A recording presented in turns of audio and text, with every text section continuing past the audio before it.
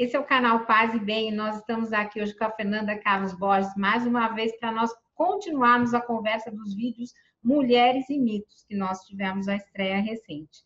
No dia de hoje, e eu já vou daqui a pouquinho passar a palavra para a Fernanda, nós vamos falar sobre alguns temas. Nós vamos falar sobre a Grande Mãe, morte e outro mundo, e o oráculo e o tempo. Antes de nós começarmos aqueles avisos, se você não está inscrita no canal, se inscreva e deixe o seu gostei, porque isso faz com que o algoritmo suba o vídeo, o seu comentário, se você puder. Se puder compartilhar nas redes sociais, nos ajude a divulgar esse trabalho que nós fazemos aqui com tanto carinho. Então, nesse momento, tudo bem, Fernanda? Vamos começar? Tudo bem. Tudo bem para todos. Tá mais ou menos essa preocupação com o coronavírus, as quarentenas, né? Tá um momento assim meio tenso, né? Mas estamos bem nessa situação. Estamos sim. Então vamos lá, vamos começar a conversar. Hoje acho que você vai explicar um pouquinho para a gente sobre a deusa mãe, né? Então vamos começar com esse papo aí sobre deusa mãe. Tá, então, isso é uma coisa muito interessante, porque quando a gente pensa em Deus hoje, a gente pensa num Deus Pai Todo-Poderoso, que criou o universo, criou tudo que existe sozinho. Só que a primeira representação de um Deus da criação que se conhece não era masculino, não era entendido como um masculino. Mas era uma mãe, uma grande mãe, uma mulher. Era uma deusa, não era um deus. Era uma mulher. Legal. E aí, como é que é esse mito? Você vai falar alguma coisa para a gente sobre a deusa de Creta também? Antes daquela região da Grécia ser invadida, né, pelos povos indo-europeus, havia lá uma civilização em Creta. E lá eles cultuavam uma grande mãe, uma grande deusa da criação, que era Gaia. Nós herdamos desse universo, desse mundo europeu e desse mundo grego, boa parte da nossa cultura. E a história do surgimento dela, a história dela é uma história muito interessante. E a evolução dela naquele mundo, depois da invasão dos outros povos, também mostra muito para a gente como que a sociedade foi deslocando o papel da mulher para uma coisa mais inferior, mais subserviente, quando antes disso não era assim. Tá. Agora, a gente está aqui num canal que fala de espiritualidade plural e na introdução você disse que estava falando aqui como cientista. Então, explica para a gente, Fernanda, como é que é essa questão da deusa mãe e de Maria, a mãe de Jesus, nesses seus estudos que você vem conduzindo aí há tantos anos. O Campbell, né, defende essa tese de que o renascimento da Maria, o nascimento da Maria, ou a recolocação do papel da Maria como uma deusa, que tem muitos devotos e ela é mãe de Deus, é um renascimento dessa deusa antiga, né, dessa primeira deusa da criação. Aí, num livro que eu tenho uma referência dessa história, que é um livro que chama Mito e Sexualidade, na entrada de um capítulo, né, que chama O Corpo como Mulher, o autor ele faz uma narrativa muito bonita sobre como que era contada a criação do universo por meio dessa grande deusa que é Gaia. Aí eu acho tão bonito o modo como ele escreve. Meu cachorro latindo. Minha cachorra! É uma cachorra poderosa latindo. Eu vi alguém late. Como é que ela chama? Preta, que ela é preta. O Fiel também participa aqui do Paz e Bem, ativamente. Então... E aí eu queria ver se dá certo ler um pouco a forma como ele escreve, que está muito bonito, sobre o surgimento dessa deusa e a criação dela do mundo. Tudo bem? Tá, do surgimento da deusa Gaia. É isso que você vai ler. Gaia, que é a primeira representação bem elaborada na história do Ocidente de uma deusa da criação. Muito antes de existirem deuses representados masculinamente que criam o mundo. Aliás, essa questão da representação, deixa eu fazer um parênteses aqui, né? Mas é uma coisa muito importante. Porque porque a questão é a representação. A pergunta não é, foi um deus homem ou uma deus mulher que criou o universo? Isso não interessa. Essa não é a questão. A questão é, por que é que a criação do universo foi representada algumas vezes por mulher, por uma figura feminina, e outras vezes por um homem, por uma figura masculina? O problema é da representação. Se a gente for pegar, por exemplo, a tradição judaico-cristã, por que é que essa tradição colocou, representa, desenha, pinta, faz esculturas e cria um nome em que isso da criação é representado masculinamente? Entende? Essa é a questão. Que aí você vai trazer isso num outro programa para a gente, que a gente vai falar sobre Deus. Não, eu só estou querendo pontuar, né, para as pessoas não acharem que a gente está discutindo assim, mas foi um homem ou foi uma mulher que criou o universo? Porque não é essa a questão, entende? A questão é por que isso da criação foi representado, às vezes, por mulheres, às vezes como mulher, né? Ou às vezes como um casal, já que tem isso também, às vezes é um casal de deuses que cria, às vezes como homem. A questão é a representação. A representação é que vai dizer do modo como aquela sociedade entendia o valor da mulher, o valor do homem, etc. Entende? Entendi. Então, agora vamos ver aí, Gaia, que você vai trazer para a gente. Então, eu vou ler aqui. Então, era assim: e no princípio era o nada. O nada existia sem tempo nem espaço, pois ele não conhecia o nascimento e nem a destruição. Era a perfeição que existia antes da existência, uma impossibilidade perfeita, conjugando alguma coisa e coisa alguma. Deste vácuo impensável surgiu Gaia, o grande mistério do ser, a fonte de todas as coisas. Tomou forma de súbito, proveniente do nada, dançando cada vez mais depressa, até que transmutou num grande redemoinho de luz.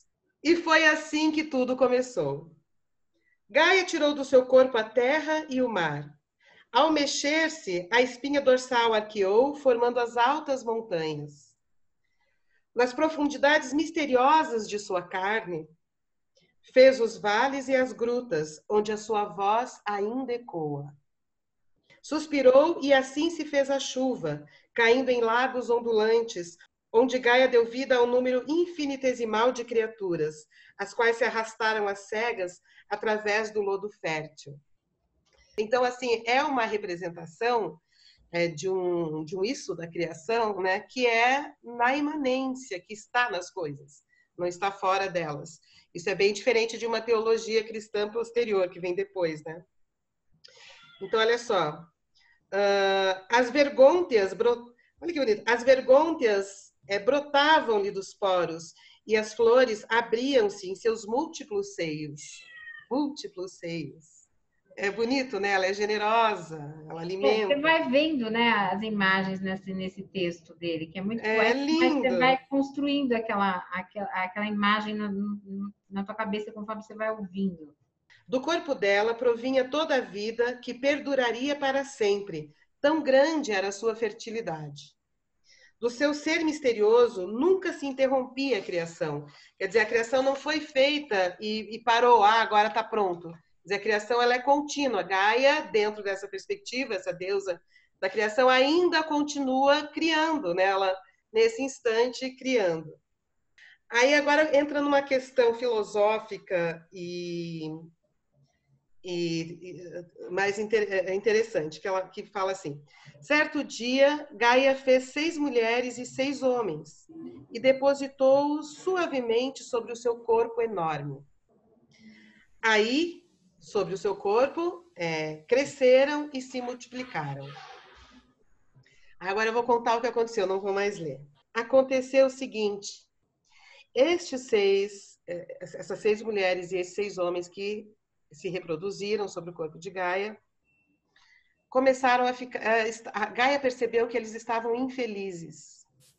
Apesar da vida abundante, de toda a generosidade, de tudo que Gaia do seu corpo dava para essas criaturas, elas observaram que as folhas das árvores nasciam, cresciam, secavam e morriam.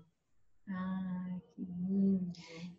E assim, os humanos, né, esses 6 homens, essas 6 mulheres e seus filhos, entenderam que eles também um dia, como nasceram, cresceram, um dia eles iriam secar e morrer. Puxa, que bonito. Aí escreve assim: pranteavam a sua mortalidade, tinham receios. Não podiam sentir alegria no presente, já que temiam imensamente o futuro. Tamanho era o seu temor, que Gaia então ficou com pena deles e encontrou uma solução para isso. Ela colocou sobre o seu corpo um oráculo. E dentro deste oráculo, uma sacerdotisa. Esse templo foi colocado sobre o corpo dela e do seu próprio corpo ela emitiu um gás dentro deste templo que a sacerdotisa, ao respirar, conseguia viajar no futuro, prever o destino, prever o futuro. Então ela instalou isso para os homens. Este oráculo é o oráculo de Delfos, que depois, na medida da evolução do patriarcado na região, foi dado a Apolo, que essa é uma outra história interessante e bonita também. E os homens, então, podendo consultar o oráculo, aliviavam a sua angústia com relação ao futuro. Você sabe que essa história do oráculo de Delfos, ela é muito usada dentro do espiritismo, que é aquilo que eu estou inserida, o universo que eu estou inserida, porque a gente usa muito o conhece-te a ti mesmo, né? Com relação a Sócrates, esse oráculo, para dizer para as pessoas olharem. Claro que no movimento conservador ele é totalmente deturpado, mas para dizer assim, olha, faça um movimento de olhar para dentro e que ficou muito bonito com essa história sua da finitude que Gaia trouxe e de repente a gente olha, porque também a gente fala muito dentro do espiritismo na educação para a morte, ou seja, olhar a finitude com esse gás que vem e que não te deixa exatamente prever o futuro, mas te deixa numa situação confortável, que é uma situação educativa de falar, ok, vamos passar por isso, mas nós vamos passar por isso da melhor forma que conseguirmos, que pudermos, que esse momento que nós estamos vivendo de coronavírus, né? Então, mas o que é interessante aqui nesse mito da criação, nessa história da criação do oráculo, é que o mito ele fala também de um momento muito importante que nós, seres humanos, criamos um tempo diferente. Quer dizer, se preocupar com o futuro é uma coisa extraordinária, porque se preocupar com o futuro é também viajar para o futuro. Então, o que aconteceu na nossa cabeça que a gente não está só no tempo presente, nesse tempo funcional, mas que algo na nossa mente se desdobrou e criou uma imagem de futuro com o qual a gente se preocupa. Então, essa capacidade que nós temos de viajar no tempo é muito extraordinária e caracteriza muito quem nós somos, né? Mas quando ela cria esse tempo, você vê isso como uma forma de compaixão? Porque, por exemplo, para mim, que estou inserida num outro multiverso, a compaixão ela vem com a figura de Jesus. Mas aí você vê como essa criação do templo como sendo possível isso, uma ideia já de compaixão. Mas você vê, ó, não foi ela que criou esse tempo do humano, né? Essa preocupação com o futuro, quem criou foram os humanos, quando eles entenderam que eles morreriam.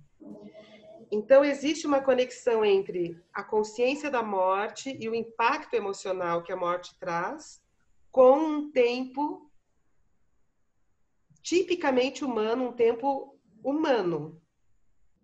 E a partir de então, nunca mais aquilo que a gente faz hoje é só hoje. Tudo que a gente faz hoje é voltado também para o futuro, porque a gente está o tempo todo habitando o futuro simultaneamente. E o que Gaia fez de fato é compaixão, né? Ela é a piedosa. Ela sempre foi a piedosa e ela continua sendo a piedosa. E que tem tudo a ver com esse momento que nós estamos vivendo, né? Que a gente vai ter que ter essa noção, né, de compaixão. Até aqueles que estão inseridos em outras visões de mundo vão ser convidados a ter esse templo, né? Porque todos nós, hoje em dia, com essa pandemia, estamos lidando com o quê? Com a possível finitude. Talvez essa presença da possibilidade da morte via pandemia nos obrigue a repensar o futuro. E quando a gente pensa no futuro socialmente, a gente está falando em utopia. Utopia. Qual é a visão de futuro para todos? Em que tipo de mundo a gente quer viver futuramente, né? E eu já vi alguns artigos, tem até o Zizek, esses dias eu li um texto dele sobre isso, dizendo isso, que essa situação nos obriga a repensar esse modo de organização que a gente vive hoje, essa organização de acumulação, de privilégio. Parece que esse tipo de organização, de pagar exames, né, de você ter que gastar muito dinheiro e vender tudo que você tem para preservar a sua saúde e da sua família, parece que isso não é a melhor sociedade possível. É possível um mundo onde as pessoas vivam melhor e que elas possam cuidar de si mesmas de uma forma melhor? Parece que o coronavírus veio alertar sobre isso, né? Eu queria te perguntar assim, qual é a importância que tem a narrativa do oráculo de Delfos e as questões sociais, já que a gente entrou um pouquinho nessa questão do que Mas eu acho que a questão é essa, é da utopia, né? Porque se você vai consultar um oráculo individualmente, você quer saber da sua vida, mas quando a gente pensa que o oráculo vem responder para os homens, eu acho que não ficou muito clara a questão da morte, deixa eu deixar mais claro. Em algum momento dos nossos antepassados, depois que a gente já tinha desenvolvido vínculos afetivos mais fortes, apegos, né? Emocionais, vínculos emocionais, e com isso a constituição de que a Carla não é a Maria e não é a Joana, ou seja, se a Carla morrer e ficar a Maria e a Joana não é suficiente, porque eu queria a Carla perto de mim, de um lado, então tá, imagina então morre alguém com quem você é muito apegado, que você tem vínculos muito fortes, e você reconhece você reconhece o daquela pessoa, ela não é uma fêmea, não é um macho, não é um filho, é aquela fêmea, é aquele macho, é aquele filho, é aquele amigo, amiga e tal, entendem? Aí, enfim, morre essa pessoa. Então, você tem, de um lado, um corpo que está no chão, que está morto, que não se move mais. Uma coisa permanece com você, que é a imagem desse corpo. E essa imagem que permanece vai te visitar nos sonhos. Você vai estar andando por aí, a imagem vem e você vê de novo aquele corpo. Então, a imagem, ela ganha uma continuidade, ela ganha uma perenidade que o corpo não tem. Então, o corpo parece que é muito mais frágil do que a imagem. Essa imagem é a alma, é aquilo que permanece quando o corpo vai embora. Quando o corpo, né? E foi justamente nesse período que se começa a fazer pinturas rupestres e que coincide também com os rituais funerários, que os corpos começaram a ser enterrados de uma outra maneira, né? Assim, não fica jogado, ele é enterrado, coloca flores, instrumentos que essas pessoas, utensílios que essas pessoas tinham. Então nós começamos a partir desse momento a ter uma relação muito forte com a imagem. A imagem que se descola do corpo, que ganha uma independência do relação aos corpos. E isso serve para tudo. E essa imagem tem poder, porque ela tem mais durabilidade, ela tem mais resistência, ela continua existindo quando o corpo deixa de existir. Tá, então essa imagem, ela habita um outro mundo, certo? Se ela existe em algum lugar. Este lugar é um outro mundo, porque não é mais o mundo dos corpos. É o mundo das imagens, ou o mundo das almas, ou o mundo dos espíritos. E esse outro mundo, ele vai ganhando arquitetura, ele vai ganhando espaço, ele vai ganhando desenho. E aí começam a surgir todas essas narrativas míticas desses seres que habitam este outro mundo e que são mais estáveis, têm mais durabilidade do que a gente, porque uma imagem não morre, ela permanece quando os corpos morrem. Para a gente, na filosofia que a gente estuda, é de seres interexistenciais. A gente diz que nós somos seres interexistenciais, mas que essa coisa de estar aqui e lá, né? Que para você é imagem e para a gente é o ser interexistencial que somos todos. Mas cada um falando. Não, e depois ao longo das histórias do mito e ao longo das histórias da filosofia, se desenvolveu assim várias formas de entender essa relação entre os mundos, né? Entre esses dois mundos, o outro e esse. O mundo da imagem, o mundo do conceito, o mundo daquilo que é estável. e o mundo do corpo, que é o mundo do movimento, o mundo da transformação e o mundo da morte. Agora, claro que cada religião vai dizer disso conforme a sua fé, Legal. Então, acho que a gente criando esses dois mundos. acho que a gente já acabou indo um pouco além, mas foi legal essa conversa, era bastante esclarecedora. E aí, então, eu vou dar a palavra para a gente se despedir. Mas eu acho que a gente podia finalizar com isso mesmo, né? Ficar pensando nessa questão de antecipar o futuro como uma questão de antecipar uma visão de mundo que possibilite que todos nós possamos viver melhor, né? Então, assim, usar essas forças do outro mundo, que são as forças da imaginação, para melhorarmos aquilo que agora não está bom para todo mundo. Não está bom. Não. Se algumas pessoas não tiverem acesso à saúde quando estiverem adoecidas com coronavírus, não está bom. Não tá. Se tiverem que pagar caríssimo o exame, não está bom.